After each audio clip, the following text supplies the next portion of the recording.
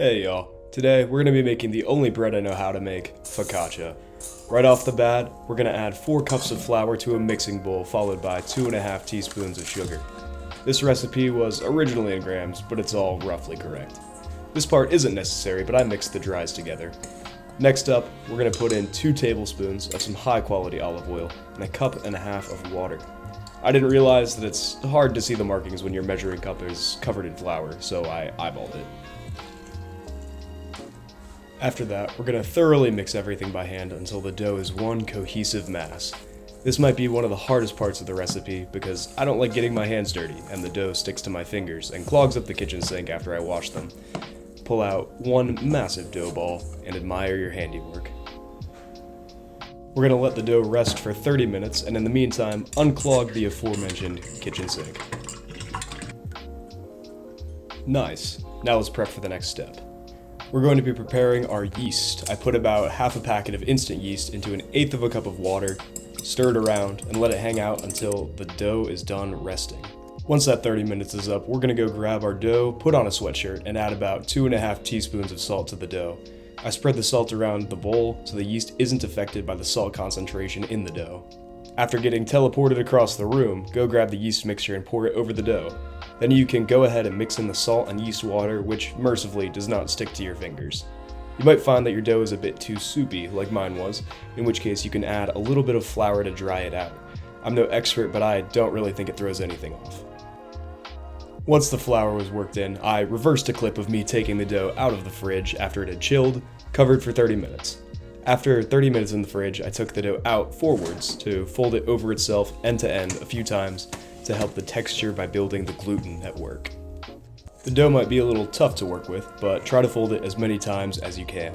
I typically fold it end to end, rotate the bowl 90 degrees, and repeat until I've gone around the dough 2 or 3 times, or until I can't really fold it anymore. Do this process once to 3 times, letting the dough chill for 30 minutes in between folding sessions, then shape the dough into a nice taut ball. We'll cover it and let it sit overnight, but 4 hours or longer works just as well too. About 2 hours before you need hot bread coming out of the oven, grab a 12-inch cast iron or the closest thing you have to one, and douse it with a generous splash of olive oil or 1/4 cup if you're a nerd and actually measure stuff. Make sure every edge is sufficiently oiled by wielding your cookware like a weapon, or you're going to have a bad time cleaning the pan later. Then go ahead and scrape your chilled dough into the oily cast iron, using some force if it doesn't want to leave the bowl. Next, press and spread the dough with your fingertips to get it to take up as much of the pan as possible. If it doesn't cover it, that's alright. We're going to let it sit and rise for 1 hour and 15 minutes and it should fill the whole thing.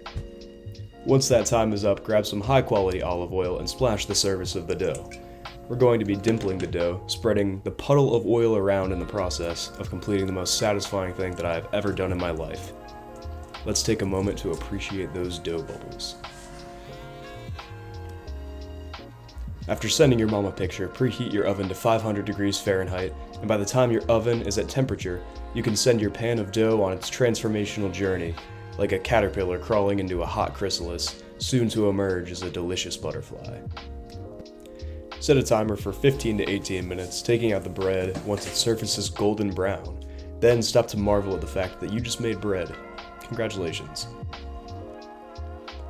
Top with a healthy glug of olive oil, since you don't have that fancy brush thing that pastry chefs use, and add your selection of salt, rosemary, or anything else you could possibly want on a fresh loaf of focaccia.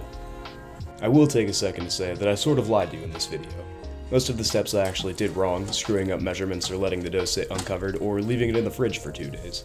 Point being, this recipe is extremely forgiving, so give it a shot and I'll be expecting slices of bread in the mail from each of you. See y'all next time.